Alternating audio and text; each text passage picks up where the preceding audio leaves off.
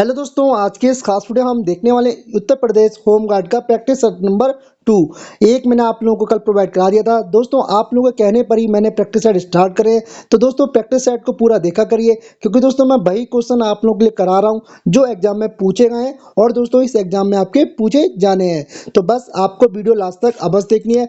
मैं दोस्तों बीच बीच में आपको जो क्वेश्चन है ट्रिक से याद कराने की कोशिश करूंगा, ताकि दोस्तों आपको कंफ्यूजन ना हो और एग्जाम में आपके एक भी प्रश्न गलत ना हो सके। तो चलिए वीडियो शुरू करते हैं। अगर आपने प्रैक्टिस सेट नंबर 1 नहीं देखा है तो चैनल पर विजिट करके अवश्य देखिएगा। तो दोस्तों पहला प्रश्न आपका कुछ इस प्रकार रहने वाला है आज का। स्वच्छ भारत मिशन की शुरुआत किस वर्ष की गई थी?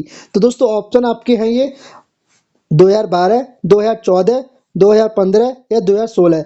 तो दोस्तों स्वच्छ भारत मिशन आप लोगों ने खूब सुना होगा इसके बारे में। ये दोस्तों मिशन स्टार्ट होता है 2014 में।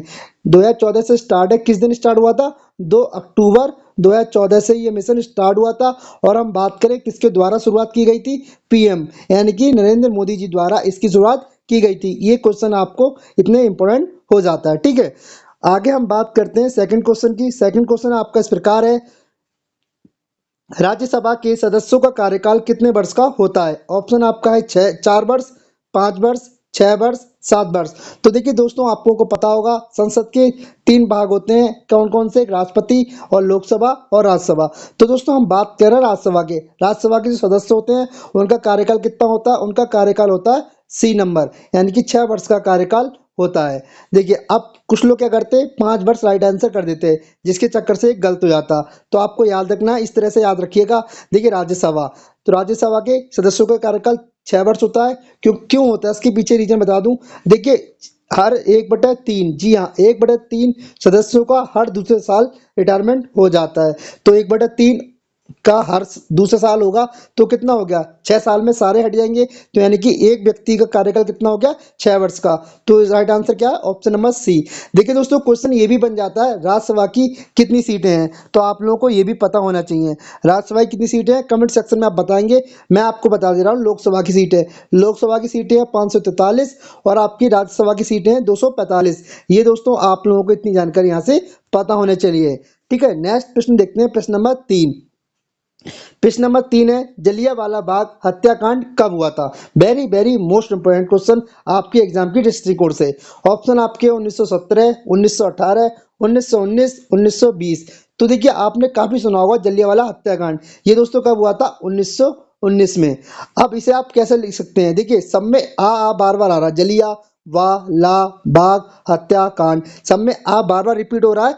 तो इस तरह से आप करते हैं रिपीट, यानी 19 को एक बार और रिपीट कर दो। जलियांवाला हत्याकांड कब हुआ था? 1919 में। इसमें क्या हुआ था? इसमें जो ब्रिटिश जनरल था, जनरल डायर, उसने निहत्तों पर गोली चलाने का आदेश दे दिया था, जिसके चक्कर से एक बाग में इकट्ठे कई सारे लोग हत्या कर दी गई थी। जो इसके नाम से क्या पड़ गया? जलियांवाला हत्याकांड। सब में बार बार रिपीट हो रहा आ, तो इस हिसाब से रिपीट किस में है? 19 वाले में। 1919 यानी कि ऑप्शन नंबर C बिल्कुल राइट होगा। देखिए दोस्तों आपको क्या करना है, चैनल के साथ जुड़े रहना है। आपको बहुत लंबी अभी डेली हम आपको प्रैक्टिस सेट कराएंगे।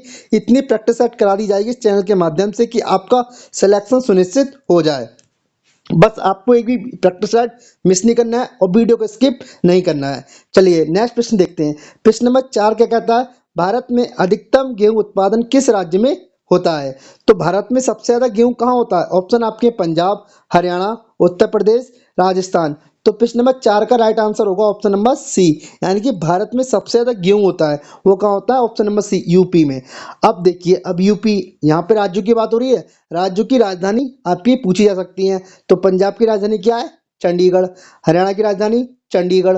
राजस्थान, उत्तर प्रदेश की लखनऊ और आपकी राजस्थान की जयपुर। तो दोस्तों ये भी आपको पता होना चाहिए। चलिए नेक्स्ट हम बात करते हैं, यूपी की बात हुई है तो यूपी के आपको मुख्यमंत्री तो पता ही होंगे। मुख्यमंत्री कौन है? योगी आदित्यनाथ जी। चलिए नेक्स्ट प्रश्न देखते हैं, प्रश्न नंबर 5। भारत में आपातकाल किस वर्ष लगाया गया था? ये भी अच्छा क्वेश्चन है। देखिए सारे क्वेश्चन अच्छे अच्छे लेके आया हूं मैं। तो भारत में आपातकाल किस वर्ष लगाया गया था? 1974 में, 1975 में, 1976 में, 1977 में। तो पहले तो हम बात कर रहे हैं आपातकाल की। तो भारत में आपातकाल कितनी बार लगाया जा चुका है? 3 बार अब तक भारत में आपातकाल लगा है। देखिए पहला आपातकाल कब लगा था? 1962 में। पहला लगता है 1962 में, जब भारत और चाइना का युद्ध हुआ था। सेकंड लगता है 1971 में। ये कब लगा था? जब भारत का पाकिस्तान से युद्ध हुआ था। और इसमें दोनों ऑप्शन नहीं है। और तीसरा कब लगा था? तीसरा लगा था 1975 में। ये दोस्तों बहुत ज़्यादा इंपॉर्टेंट है, क्योंकि दोस्तों ये लगाया गया था इंदिरा गांधी द्वारा आंतरिक अशांति के लिए। ठीक है, तो वही आपसे पूछा था, भारत में आपातकाल किस वर्ष लगाया गया था? 1975, यानी कि ऑप्शन नंबर बी बिल्कुल राइट होगा। कई बार पूछा जाता है जो भारत में आपातकाल आंतरिक अशांति के लिए लगाया गया था, किसके शासनकाल में लगा? तो आपको याद रखिएगा, प्रधानमंत्री इंदिरा गांधी के शासनकाल में। नेक्स्ट प्रश्न की हम बात करते हैं, प्रश्न नंबर 6। थार मरुस्थल किस राज्य में स्थित है? ऑप्शन आपके हैं गुजरात, राजस्थान, मध्य प्रदेश, हरियाणा। सिंपल क्वेश्चन होगा। मरुस्थल आपको पता है रेगिस्तान, रेगिस्तान कहाँ? राजस्थान, यानी कि ऑप्शन नंबर बी बिल्कुल right answer of this question. चलिए नेक्स्ट प्रश्न देखते हैं। प्रश्न नंबर 7 क्या कहता है? प्रश्न नंबर 7 है डीएनए। डीएनए का पूरा नाम क्या है? ऑप्शन आपके हैं deoxyribonucleic acid, dual nitrogen acid, double nucleic atom, denitrate acid. तो देखिए आपने कक्षा 6 में ही पढ़ा होगा, ये 7th में पढ़ा होगा, डी ऑक्सीराइबोज न्यूक्लिक एसिड, यानी कि ऑप्शन नंबर ए बिल्कुल ठीक है। अब यहाँ पे बात हुई है डीएनए की, तो डीएनए के बारे में आपको दो तीन चीजें पता होनी चाहिए। पहले तो दोस्तों आपको ये पता होना चाहिए डीएनए है, इसकी खोज किसने की थी? ये भी प्रश्न आपका कई बार एग्जाम में पूछा गया है। तो जो डीएनए की खोज की थी वाटसन और क्रिक ने। किसने? वाटसन और क्रिक ने। चलिए, और डीएनए कहाँ पाया जाता है? ये भी आपसे पूछ लिया जाएगा। जो हर कोशिका के नाभिक में ये पाया जाता है। एक बार प्रश्न पूछा गया था डीएनए माइटोकॉन्ड्रिया में पाया जाता है। हाँ, किसी कभी कभी माइटोकॉन्ड्रिया में भी डीएनए पाया जाता है, और ये सबसे ज्यादा पाया जाता है हर एक कोशिका के नाभिक में। ये आप याद रखिएगा। नेक्स्ट प्रश्न देखते हैं, प्रश्न नंबर 8। प्रश्न नंबर 8 है चंद्रयान 3 का सफल लैंडिंग किस वर्ष हुई? देखिए चंद्रयान आपने काफी सुना होगा, तो चंद्रयान जो 3 था इसकी सफल लैंडिंग किस वर्ष हुई थी? 2023 में, यानी कि ऑप्शन नंबर सी बिल्कुल राइट है। चलिए नेक्स्ट हम बात कर रहे हैं प्रश्न नंबर 9 की। प्रश्न नंबर 9 है आपका भारतीय दंड संहिता यानी कि आईपीसी कब लागू हुई? Very very most important question.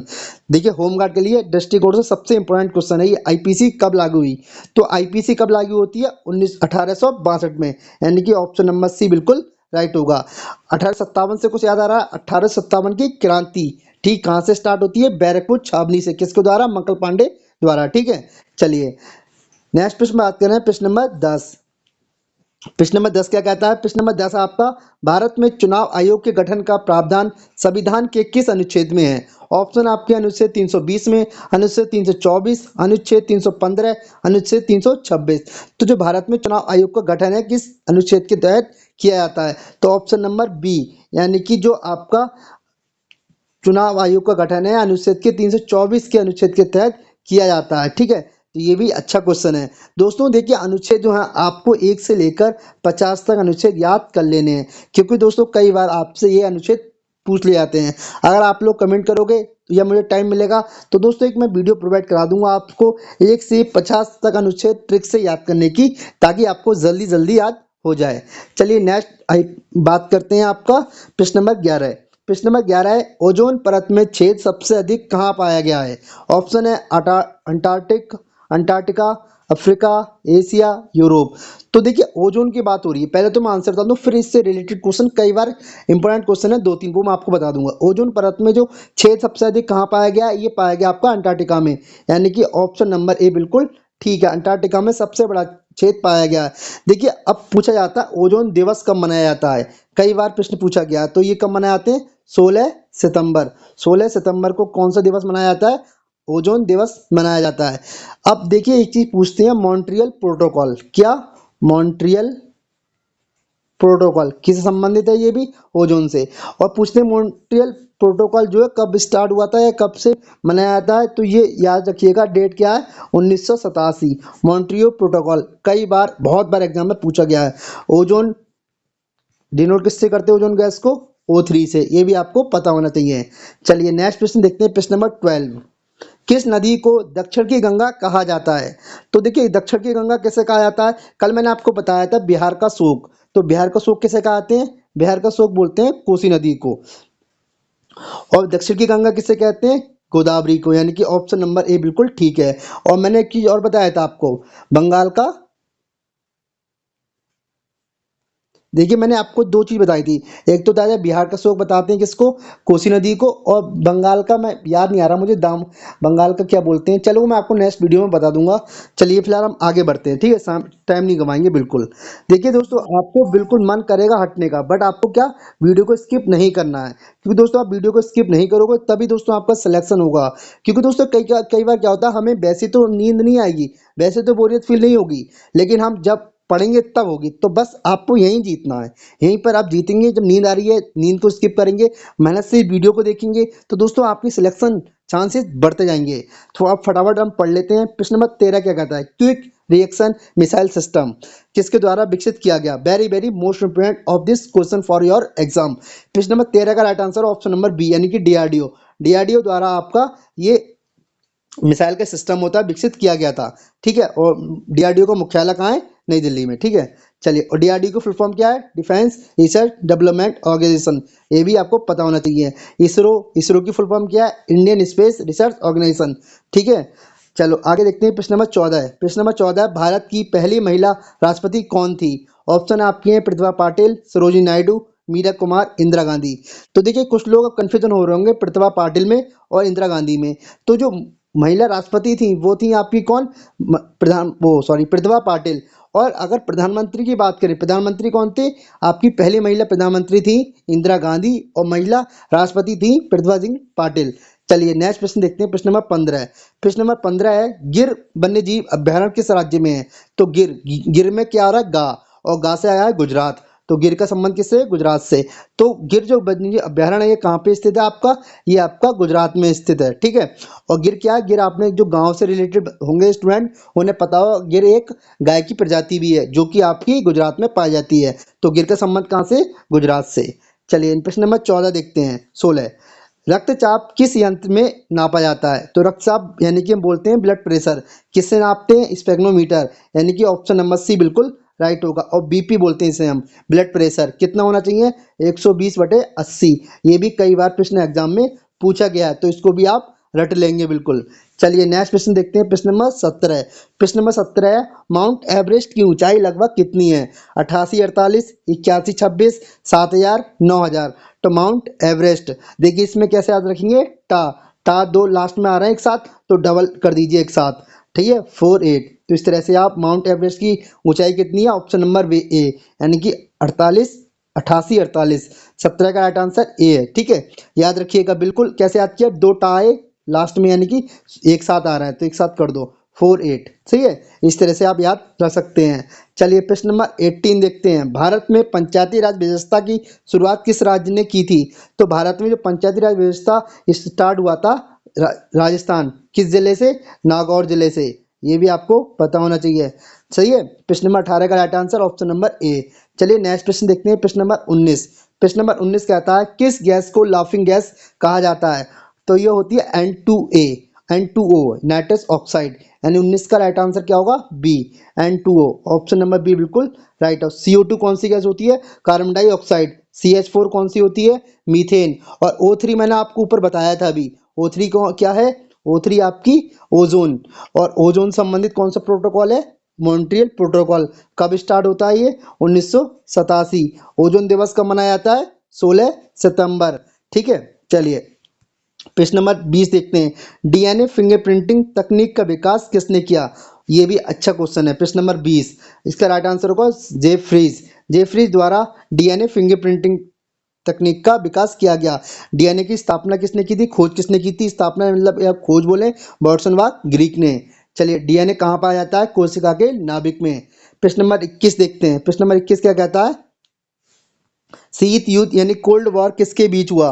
तो कोल्ड वॉर किसके बीच होता है आपका, जापान और चाइना के बीच, यानी कि ऑप्शन नंबर बी बिल्कुल ठीक है। नेक्स्ट प्रश्न देखते हैं, आपने देखिए एक चीज सुनी होगी, चीन की महान दीवार, great wall, the China wall, ठीक है। तो इसकी लंबाई कितनी है, आप लोग को पता है क्या, इसकी जो लंबाई है, लंबाई कितनी है इसकी, 13,000 किलोमीटर। अब आप समझ सकते हैं कितनी लंबी ये चाइना की दीवार है, ठीक है। तभी काफी ज्यादा आपने सुना भी होगा इसके बारे में। तो चीन की दीवार की लंबाई कितनी है, 13,000 किलोमीटर, यानी कि ऑप्शन नंबर ए बिल्कुल राइट। अब आप भी बताइए कितने बढ़िया बढ़िया क्वेश्चन मैं आप लोगों के लिए छाट के लाया हूँ। ठीक है, अब बस आप लोगों को क्या करना है, वीडियो को लास्ट तक देखना है और चैनल को सब्सक्राइब और वीडियो को लाइक जरूर करना है। प्रश्न नंबर 23 देखते हैं फटाफट। भारत में जीएसटी कब लागू हुआ? 2017 में। और कौन सी तारीख थी? 1 जुलाई 2017, यानी कि ऑप्शन नंबर बी बिल्कुल राइट है। चलिए नेक्स्ट प्रश्न देखते हैं, प्रश्न नंबर 24। प्रश्न नंबर 24 है, आरबीआई का मुख्यालय कहाँ है? तो RBI reserve bank of India, इसका मुख्यालय सबको पता होगा मुंबई में है, यानी कि ऑप्शन नंबर बी बिल्कुल राइट है। नेक्स्ट प्रश्न देखते हैं, प्रश्न नंबर 25 कहता है ब्लू पॉपुलेशन शब्द किससे जुड़ा है? तो ब्लू पॉपुलेशन शब्द किससे जुड़ा है? ऑप्शन आपके हैं वृद्ध जनसंख्या, कामकाजी जनसंख्या, बाल जनसंख्या, युवा जनसंख्या। ये थोड़ा सा अच्छा क्वेश्चन है। तो ब्लू पॉपुलेशन शब्द किससे जोड़ा है? तो देखिए अब ये आप कैसे आते हैं, ब्लू यानी कि आ गया बी, और बी मतलब वृद्ध, तो ये भी वृद्ध यानी बूढ़ा, यानी कि ये भी बी दोनों सेम हो रहा है। तो आपको क्या रखना है, ऑप्शन नंबर ए बिल्कुल राइट होगा। ठीक है, चलिए प्रश्न नंबर 26 देखते हैं, सिंधु घाटी सभ्यता किस सभ्यता से संबंधित है? प्रागैतिहासिक काल, कांस्य युग, लौह युग और नवपाषाण। तो 26 का राइट आंसर क्या, ऑप्शन नंबर बी कांस्य युग। देखिए कई बार क्या होता है, कांस्य युग सभ्यता को सिंधु घाटी सभ्यता भी कहते हैं, तो ये आपको याद रखना है। ठीक है, कांस्य युग सभ्यता कौन सी है? सिंधु घाटी सभ्यता। प्रश्न नंबर 27 देखते हैं, लोहा किस अयस्क से बनता है? हेमेटाइट, सुना होगा। देखिए ये वही क्वेश्चन है जो आपने छोटे पे पढ़े हैं, बस यहाँ पे आप लोग भूल जाते हैं, रिवाइज करना जरूरी होता है। तो 27 का राइट आंसर क्या, ऑप्शन नंबर बी हेमेटाइट से किसका अयस्क होता है? लोहा। लोहा किस अयस्क से प्राप्त होता है? हेमेटाइट से। ठीक है, चलिए प्रश्न नंबर आगे देखते हैं। प्रश्न नंबर है 28, किस देश को मध्यरात्रि का सूर्य कहा जाता है? तो किस देश को मध्यरात्रि का सूर्य कहा जाता है? ऑप्शन नंबर बी है नॉर्वे को। ठीक है, किसको कहते हैं? नॉर्वे को। और नॉर्वे में आपने सुना होगा गर्मियों में क्या होता है, 24-24 घंटे सूर्य दिखता रहता है। ठीक है, तो इसी चक्कर से क्या बोल रहे हैं हम, मध्यरात्रि का सूर्य किसे कहते हैं? नॉर्वे को। चलिए नेक्स्ट प्रश्न देखते हैं, प्रश्न नंबर 29, भारत में जनगणना कितने कितने वर्ष में होती है? तो भारत में जनगणना कितने कितने वर्ष में होती है? ऑप्शन आपके 5 वर्ष, 7 वर्ष, 10 वर्ष, 12 वर्ष। तो जो भारत में जनगणना होती है ये कितने वर्ष बाद होती है? 10 वर्ष बाद, यानी कि ऑप्शन नंबर सी बिल्कुल ठीक है। देखिए 2011 में जनगणना हुई थी, 2021 में होनी थी बट हो नहीं पाई कोविड के चलते। तो जनगणना कितने साल बाद होती है? 10 साल बाद होती है। और ये आपको पढ़ के जानी है, भारत की जनगणना। भारत की जनगणना से भी क्वेश्चन एग्जाम में पूछे जाते हैं, तो ये भी टॉपिक मैं एक दिन क्लियर आपको करा दूंगा। बस क्या करना है, आपको चैनल के साथ जुड़े रहना है। अगर आप चैनल नहीं छोड़ोगे तो आपको फ्री ऑफ कॉस्ट में हर एक चीज़ से अपडेट देता रहूँगा। आपके एग्जाम तक मैं ऐसे तैयारी करा दूंगा आप लोगों की कि दोस्तों आप लोगों का सिलेक्शन सुनिश्चित हो ही जाएगा। प्रश्न नंबर 30 देखते हैं। प्रश्न नंबर 30 है, बक्सर का युद्ध कब हुआ था? ऑप्शन आपके हैं 1797, 1764, 1772, 1784, 1757, 97 नहीं 57 है, 57। तो बक्सर का जो युद्ध हुआ था वो कब हुआ था? ऑप्शन नंबर बी 1764 में, यानी कि ऑप्शन नंबर बी बिल्कुल ठीक है। ठीक है, अब आपको कमेंट सेक्शन में बताना बक्सर का युद्ध किस किस के बीच हुआ था। देखिए ईस्ट इंडिया कंपनी ने बंगाल पर जीत फतेह कर ली थी इस युद्ध के बाद, यानी कि ऑप्शन नंबर बी बिल्कुल राइट है। तो दोस्तों कैसी लगा आपको ये प्रैक्टिस सेट पसंद आया हो तो दोस्तों प्लीज़ अगर आपने चैनल को सब्सक्राइब नहीं किया हो तो फटाफट हमारे चैनल को सब्सक्राइब करिए, ताकि दोस्तों अगर आप लोग सब्सक्राइब करोगे हमें मोटिवेशन मिलेगा और मैं आपको दोस्तों फ्री ऑफ कॉस्ट तैयारी अच्छी कराऊंगा। वीडियो को लाइक करिए, कोई भी आपको क्वेश्चन हो, कोई क्वेरी हो जो हमसे पूछना चाहते हैं कमेंट सेक्शन में उसे भी लिख दीजिएगा। Thanks for watching this video.